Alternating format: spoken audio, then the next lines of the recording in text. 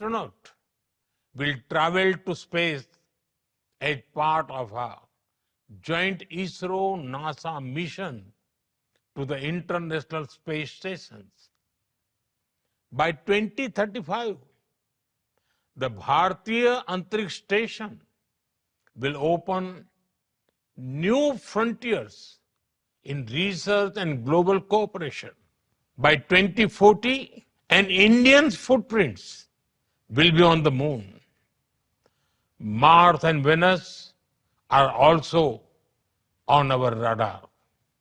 Friends, for India, space is about exploration as well as about empowerment.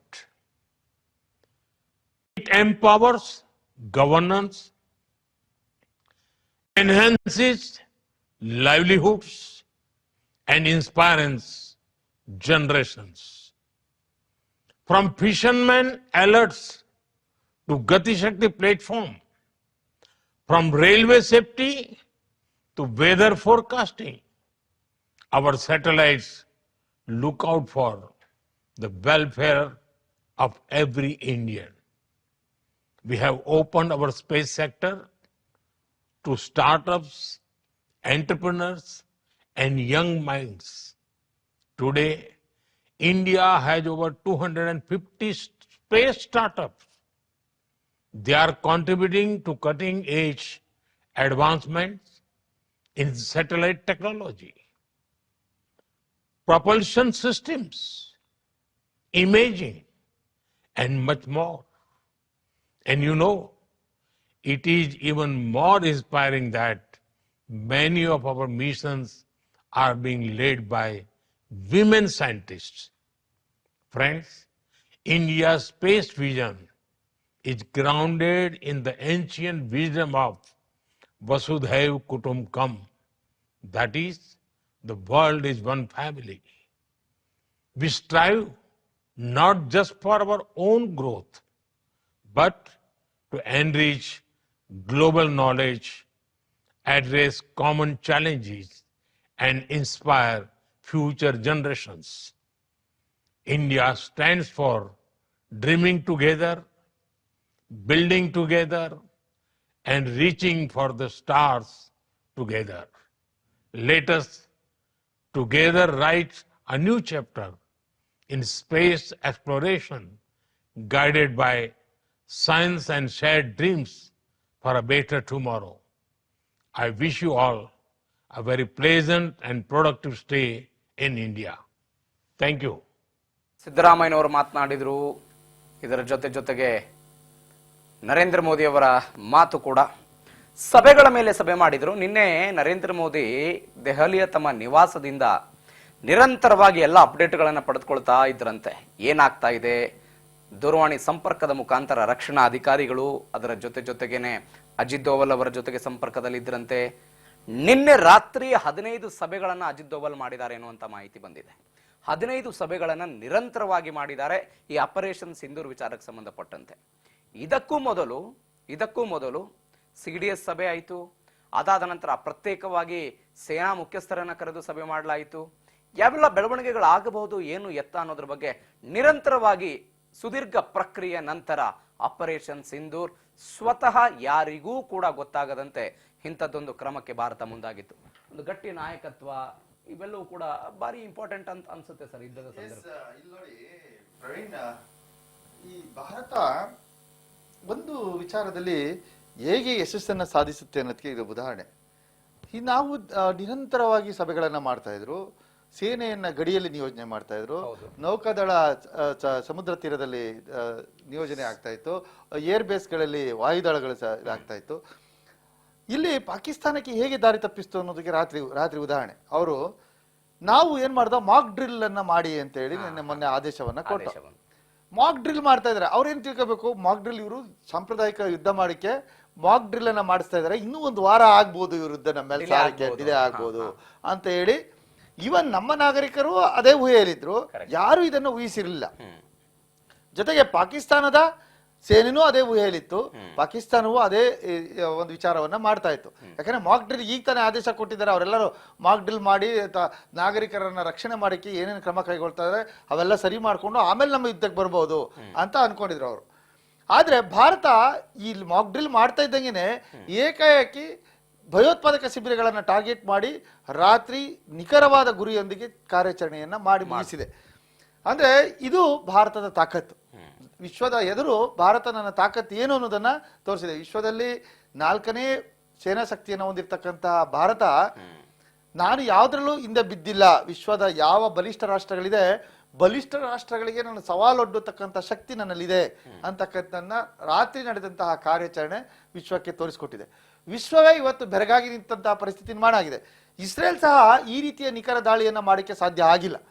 ಯಾಕಂದ್ರೆ Israel ಮಾಡಿದಂತ ದಾಳಿಗಳೆಲ್ಲವೂ ಸಹ ನಾಗರಿಕ ನೆಲೆಗಳ ಮೇಲೆ ಸಹ ದಾಳಿಯನ್ನ ಮಾಡಿದ್ದಾರೆ, ನಾಗರಿಕರು ಸಹ ಸತ್ತಿದ್ದಾರೆ.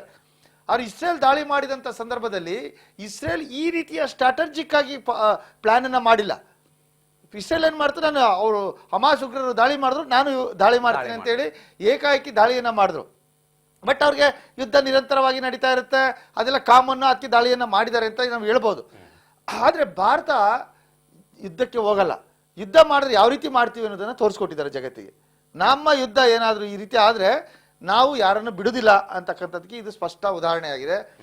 ಭಾರತ ತನ್ನ ನಾಗರಿಕರ ರಕ್ಷಣೆಯ ಜೊತೆಗೆ ಎದುರಾಳಿ ಶತ್ರು ರಾಷ್ಟ್ರದ ನಾಗರಿಕರು, ಸಾಮಾನ್ಯ ನಾಗರಿಕರಿಗೆ ಯಾವುದೇ ತೊಂದರೆ ಆಗಬಾರ್ದು, ಸಾಮಾನ್ಯ ನಾಗರಿಕರು ಎಲ್ಲಿಯೂ ಅವರು ಸಾವಿಗೀಡಾಗಬಾರ್ದು ಅನ್ನೋ ಕಾರಣಕ್ಕೆ ತನ್ನ ನಿಖರ ದಾಳಿಯನ್ನ ನಿಗದಿಪಡಿಸ್ಕೊಂಡು ಆ ದಾಳಿಯನ್ನ ನಿಖರವಾಗಿ ಮಾಡುವ ಮೂಲಕ ಜಗತ್ತಿಗೆ ನಾನು ಭಯೋತ್ಪಾದಕರಿಗೆ ಅಷ್ಟೇ ದಾಳಿ ಮಾಡಿದ್ದೇನೆ, ಯಾವ ನಾಗರಿಕರ ಮೇಲೂ ದಾಳಿ ಮಾಡಿಲ್ಲ ಅನ್ನೋದನ್ನ ಸಾಬೀತು ಮಾಡಿ ತೋರಿಸಿದೆ ಸಾಕ್ಷಿ ಸಮೇತ. ಹಾಗಾದ್ರೆ ಹಿಂಗ ಆಲೋಚನೆ ಮಾಡೋದು ಸರ್, ಇಸ್ರೇಲ್ ಕೂಡ ಟೆರರಿಸ್ಟ್ ಮೇಲೆ ದಾಳಿ ಮಾಡಿದ್ದಲ್ಲ, ಹಮಾಸ್ ಉಗ್ರರ ಮೇಲೆ ದಾಳಿ ಮಾಡ್ತು. ಆದ್ರೆ ಇಸ್ರೇಲ್ ದಾಳಿ ಮಾಡಿದಂತ ಸಂದರ್ಭದಲ್ಲಿ ಅಲ್ಲಿ ನಾಗರಿಕರು ಸಹ ಸತ್ತಿದ್ರು, ಅಮಾಯಕ ನಾಗರಿಕರು ಸತ್ರು. ಅದು ವಿಶ್ವದ ಕೆಂಗಣ್ಣಿಗೆ ಗುರಿಯಾಗಿತ್ತು. ಆದ್ರೆ ನಮ್ಮಲ್ಲಿ ನಾವು ದಾಳಿ ಮಾಡಿದ್ದು ಭಯೋತ್ಪಾದಕ ಶಿಬಿರಗಳನ್ನ ಫೈಂಡ್ ಔಟ್ ಮಾಡಿ ಫಸ್ಟ್ ಅವುಗಳನ್ನ ಗುರಿಯನ್ನ ನಿಖರಪಡಿಸ್ಕೊಂಡು ಟಾರ್ಗೆಟ್ ಅನ್ನ ಫಿಕ್ಸ್ ಮಾಡಿ ನಂತರ ದಾಳಿಯನ್ನ ಮಾಡಿರೋದು. ನಾವು ಏಕಾಏಕಿ ಯಾವ ದಾಳಿಯನ್ನು ಮಾಡಿಲ್ಲ. ಅದಕ್ಕೋಸ್ಕರನೇ ನಿರಂತರವಾಗಿ 8-10 ದಿನಗಳ ಕಾಲ ಸೇನಾ ಮುಖ್ಯಸ್ಥರೊಂದಿಗೆ ಸಭೆ, ಸೇನಾ ಕಮಾಂಡರ್ಗಳ ಜೊತೆ ಸಭೆ, ರಾಜಕೀಯ ವ್ಯವಹಾರಗಳ ಸಮಿತಿ ಸಭೆ, ಆರ್ಥಿಕ ವ್ಯವಹಾರಗಳ ಸಮಿತಿ ಸಭೆ ಜೊತೆ, ಮತ್ತೆ ಭದ್ರತಾ ವ್ಯವಹಾರಗಳ ಸಮಿತಿ ಜೊತೆ, ಮತ್ತೆ ವಿದೇಶಾಂಗ ವ್ಯವಹಾರಗಳ ಜೊತೆ, ಅಂದ್ರೆ ಹೀಗೆ ನಿರಂತರವಾಗಿ 10-12 ಸಭೆಗಳನ್ನ ಕಂಟಿನ್ಯೂಸ್ ಆಗಿ ಭಾರತದ ಪ್ರಧಾನಿಗಳು ಮಾಡಿ ಎಲ್ಲರ ಸಲಹೆ ಸೂಚನೆಗಳನ್ನ ಪಡ್ಕೊಂಡು ಸ್ಪಷ್ಟವಾದ ಸಂದೇಶವನ್ನ ಸೇನೆಗೆ ಕೊಟ್ಟು ಸೇನೆಯಲ್ಲಿರ್ತಕ್ಕಂಥ ಒಂದು ನಿಖರ ದಾಳಿ, ಅಂದ್ರೆ ನಿಖರ ಶಸ್ತ್ರಾಸ್ತ್ರಗಳನ್ನ ಬಳಕೆ ಮಾಡುವ ಮೂಲಕ ಪಾಕಿಸ್ತಾನದ ಬಾಯಿ ಮುಚ್ಚಿಸುವ ಕೆಲಸವನ್ನ ಇವತ್ತು ಭಾರತ ಮಾಡಿದೆ. ಮತ್ತೆ ವಿಶ್ವದ ಇತರ ರಾಷ್ಟ್ರಗಳು ಸಹ ಬಾಯಿ ಮುಚ್ಚಿಕೊಂಡು ಕುತ್ಕೋಬೇಕು. ಯಾರೂ ವಿಶ್ವದ ರಾಷ್ಟ್ರಗಳು ಭಾರತ ಮಾಡಿದ್ದು ತಪ್ಪು ಅಂತ ಬೆರಳು ತೋರಿಸ್ತಾ ಇದ್ದಂತ ಪರಿಸ್ಥಿತಿಯನ್ನ ಇವತ್ತು ಭಾರತ ನೋಡ್ಕೊಂಡಿದೆ. ಈಗ ಒಂದು ಸಾಮಾಜಿಕ ಜಾಲತಾಣದಲ್ಲಿ ಒಂದು ಪೋಸ್ಟ್ ನೋಡ್ತಾ ಇದ್ದೆ ಸರ್, ಭಾರತದ ವಿಮಾನಗಳು ಪಾಕಿಸ್ತಾನಕ್ಕೆ ಹೋಗಿ ಹೊಡೆಸ್ಕೊಂಡು ವಾಪಸ್ ಬಂದಿದ್ದೇವೆ ಅಂತ ಕರ್ನಾಟಕದ ಒಬ್ಬ ವ್ಯಕ್ತಿ ಪೋಸ್ಟ್ ಹಾಕಿದ್ದಾರೆ. ಅದೇನಾಗಿದೆ, ಒಂದು ಪಾಕಿಸ್ತಾನದಲ್ಲಿರ್ತಕ್ಕಂಥ ರಕ್ಷಣಾ ಸಚಿವರನ್ನೇ ಅದನ್ನ ಇದು ಮಾಡಿದ್ದಾರೆ. 1924 ಯಾವುದೋ ಒಂದು ಮಿಗ್ ವಿಮಾನ ನಮ್ದು ಪತನ ಆಗಿತ್ತು. ಫ್ಯಾಕ್ಟ್ ಚೆಕ್ ಮಾಡಿದ್ದಾರೆ. ಅದನ್ನ ಫ್ಯಾಕ್ಟ್ ಚೆಕ್ ಮಾಡಿ ಯಾವ್ದು ಸರಿ ಯಾವ್ದು ತಪ್ಪು ಅನ್ನೋದನ್ನ ಈಗಾಗಲೇ ಅದನ್ನ ಇದು ರಾಂಗ್ ಇದು ಅಂತ ಹೇಳಿ ಎಲ್ಲ ಹಾಕಿದ್ದಾರೆ. ಚೆಕ್ ಬಗ್ಗೆ ನಾವು ಸೆಕೆಂಡರಿ ಹೋಗೋಣ, ಮನೋಸ್ಥಿತಿಗಳ ಬಗ್ಗೆ ಮಾತನಾಡಬೇಕು. ಕೆಲವು ಇರ್ತಾರೆ. ಇಸ್ರೇಲ್ ಮತ್ತು ಹಮಾಸ್ ವಿಚಾರಕ್ಕೆ ಬಂದಾಗ ಹಮಾಸ್ ಉಗ್ರರನ್ನ ಅಂದ್ರೆ ಹಮಾಸಿನ ನಾಗರಿಕರನ್ನ ಸಾಯಿಸ್ತಾ ಇದೆ ಇಸ್ರೇಲ್ ಅಂತ ಹೇಳ್ತಾರೆ. ಅಂದ್ರೆ ಭಾರತದ ವಿಚಾರಕ್ಕೆ ಬಂದ್ರೆ ಟೆರರಿಸ್ಟ್ ಅಂತ ಮಾತನಾಡ್ತಾರೆ. ನಾವು ಒಪ್ಕೊಳ್ಬೇಕು, ಟೆರರಿಸ್ಟೇ. ಅಲ್ಲಿರುವಂತ ವಾದ ಇಲ್ಲಿರುವಂತ ವಾದ, ಮನೋಸ್ಥಿತಿ ಬಗ್ಗೆ ಮಾತನಾಡ್ಬೇಕಲ್ಲ. ನಾವು ಮನೋಸ್ಥಿತಿ ಬದಲಾಗದೆ ಹೊರತು ಎಷ್ಟು ಉಗ್ರರನ್ನ ಸಾಯಿಸಿ ಏನ್ ಮಾಡಿದ್ರೆ ಏನು ಅನ್ನುವಂತ ಇಲ್ಲ. ಈಗ ಏನು ಗೊತ್ತಾ, 100 ಜನರಲ್ಲಿ 100 ಭಾವನೆಗಳಿರ್ತವೆ, 100 ವಿಚಾರಗಳಿರ್ತವೆ. ಈಗ 100 ಜನರಲ್ಲಿ ನಾವು 5 ಬೆರಳಿದೆ, 5 ಬೆರಳು ಒಂದೇ ಸಮ ಇದೆ ಅಂತ ಹೇಳಕ್ ಆಗುದಿಲ್ಲ. ಈಗ ಅಂತವ್ರಿಗೆ ನಾವು ಸರಿದಾರಿಗೆ ತರತಕ್ಕಂಥ ಕೆಲಸವನ್ನು ಸಹ ಆಂತರಿಕವಾಗಿ ನಾವು ಮಾಡ್ಬೇಕಾಗತ್ತೆ. ಅದನ್ನ ಮಾಡ್ತಾರೆ. ನಮ್ದ ಪೊಲೀಸ್ ವ್ಯವಸ್ಥೆ ಇದೆ, ಬೇರೆ ಬೇರೆ ವ್ಯವಸ್ಥೆಗಳಿದೆ, ಅದನ್ನ ಮಾಡ್ತಾರೆ. ಆದ್ರೆ ಇಲ್ಲೇನಾಗಿದೆ, ಅಂತ ಮನಸ್ಥಿತಿಗಳು ಎಲ್ಲಾ ದೇಶಗಳಲ್ಲಿ ಇದೆ. ಈಗ ಪಾಕಿಸ್ತಾನದಲ್ಲಿ ಭಾರತದ ಪರ ಇಲ್ವಾ? ಇದಾರೆ. ಪಾಕಿಸ್ತಾನದಲ್ಲಿ 4 ಪ್ರಾಂತ್ಯಗಳಿದೆ: ಬಲೂಚಿಸ್ತಾನ, ಸಿಂಧ್ ಪ್ರಾಂತ್ಯ, ಪಂಜಾಬ್ ಪ್ರಾಂತ್ಯ, ಮತ್ತೆ ಖಮರ್, ಪೇಶಾವರ್, ಪತ್ತುವಾ ಪ್ರಾಂತ್ಯಗಳು ಇದಾವೆ. ಇಲ್ಲಿ ಬಲೂಚಿಸ್ತಾನದಲ್ಲಿ ಸಂಪೂರ್ಣವಾಗಿ ಭಾರತದ ಪರ ಇರತಕ್ಕಂಥ ಜನರೇ ಇರೋದು. ಹಾಗೇನೆ ಸಿಂಧ್ ಪ್ರಾಂತ್ಯದಲ್ಲಿ ಬಹುತೇಕರು ಭಾರತದ ಪರವಾಗಿ ಮಾತಾಡ್ತಾರೆ. ಅಂದ್ರೆ ಭಾರತದಲ್ಲಿ ಪಾಕಿಸ್ತಾನದ ಪರ ಮಾತಾಡೋರು ಇಲ್ಲ ಅಂತಲ್ಲ, ಇದ್ದಾರೆ. ಆದ್ರೆ ಅವರು ಅದನ್ನ ಅರ್ಥ ಮಾಡ್ಕೊಳ್ಬೇಕು. ಭಾರತದ ಅನ್ನ ತಿಂತಾ ಇದ್ದೀವಿ, ಭಾರತದ ನೀರು ಕುಡಿತಾ ಇದ್ದೀವಿ, ಭಾರತದಲ್ಲಿ ಗಾಳಿ ಕುಡಿತಾ ಇದ್ದೀವಿ, ನಾವು ಎಲ್ಲವೂ ಭಾರತ ನನಗೆ ಕೊಟ್ಟಿದೆ. ಭಾರತದ ನೆಲದಲ್ಲಿರುವಾಗ ನಾನು ಭಾರತದ ನಿರ್ಧಾರಕ್ಕೆ ನಾನು ಬದ್ಧರಾಗಿರ್ಬೇಕು ಅಂತಕ್ಕಂಥದ್ದನ್ನ ಮೂರ್ಖರು ಅರ್ಥ ಮಾಡ್ಕೊಳ್ಬೇಕು. ಆದ್ರೆ ಕೆಲವು ನಾಯಿಗಳಿರ್ತಾರೆ, ಅವು ಬೊಗಳುತ್ತಾನೇ ಇರ್ತವೆ. ಆ ಬೊಗಳುವ ನಾಯಿಗಳಿಗೆ ಏನು ಮಾಡಕ್ಕಾಗಲ್ಲ. ಇಲ್ಲೇನಾಗಿದೆ, ಆ ಪೋಸ್ಟ್ ಇದೆಯಲ್ಲ, ಪಾಕಿಸ್ತಾನದವರು ಆ ಪೋಸ್ಟ್ ಅನ್ನ ಹರಿಬಿಟ್ಟಿದ್ದಾರೆ.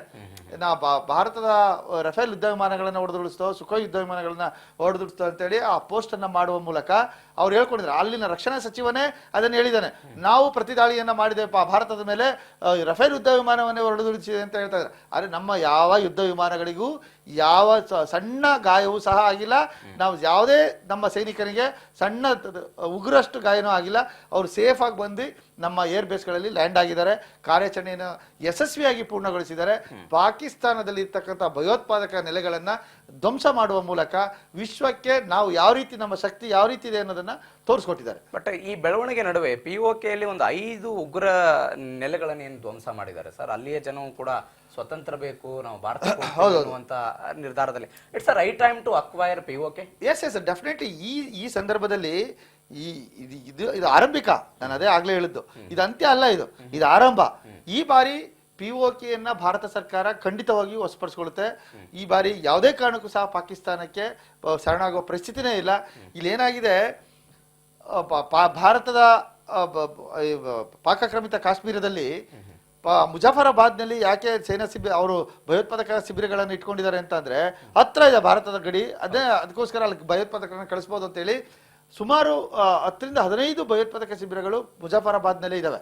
ಮುಜಾಫರಾಬಾದ್ ಜಿಲ್ಲೆ ಅದು ಒಂಥರ ಈ ಲಷ್ಕರ್ ಎ ತೊಯ್ಬಾ ಸಂಘಟನೆ, ISI ಹಾಗೂ ಇವ್ರಿಗೆಲ್ಲ ಹೆಡ್ ಕ್ವಾರ್ಟರ್ಸ್ ಇದ್ದಂಗೆ. ಜೈಷ್ ಎ ಮೊಹಮ್ಮದ್ ಅವ್ರು ಏನಾಗುತ್ತೆ, ಲಷ್ಕರ್ ಎ ತೊಯ್ಬಾ, ಜೈಷ್ ಎ ಮೊಹಮ್ಮದ್, ISI 3 ಸಂಘಟನೆ ಅವ್ರೇನ್ ಮಾಡ್ತಾರೆ, ಅಲ್ಲಿ ನೇಮಕಾತಿಗಳನ್ನ ಮಾಡ್ಕೊಂಡು ಭಯೋತ್ಪಾದಕರಿಗೆ ತರಬೇತಿಯನ್ನ ಕೊಟ್ಟು ಅಲ್ಲಿ ನೆಲೆಯನ್ನ ಕಲ್ಪಿಸ್ತಾರೆ. ISI ಸಹ ಆ ಒಂದು ಹೆಡ್ ಕ್ವಾರ್ಟರ್ಸ್ಗೆ ಹೋಗ್ತಾ ಇರ್ತಾರೆ. ಆ ಹೆಡ್ ಕ್ವಾರ್ಟರ್ಸ್ ಅನ್ನ ಇವತ್ತು ಟಾರ್ಗೆಟ್ ಮಾಡಿರೋದು. ಹೆಡ್ ಕ್ವಾರ್ಟರ್ಸ್ ಅನ್ನು ಟಾರ್ಗೆಟ್ ಮಾಡಿ ಮುಜಾಫರಾಬಾದ್ ನಲ್ಲಿ ಅದನ್ನ ಉಳಿಸಿದ್ದಾರೆ.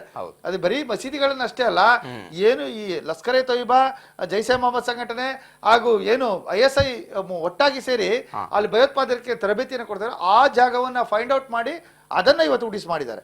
ಅದನ್ನು ಉಡಿಸ್ ಮಾಡುವ ಮೂಲಕ ಮತ್ತು ಇನ್ನೊಬ್ರು ಯಾರೋ ಇದೇ ಟ್ರೈನಿಂಗ್ ಸೆಂಟರ್ ನಲ್ಲಿ ಅಲ್ಲ ಕಸಬ್, ಆಗ್ಲೇ ಹೇಳಿದ್ನಲ್ಲ, ಕಸಬ್ ಮತ್ತೆ 10 ಜನ ಮುಂಬೈ ಮೇಲೆ ದಾಳಿ ಮಾಡಿದ್ರು.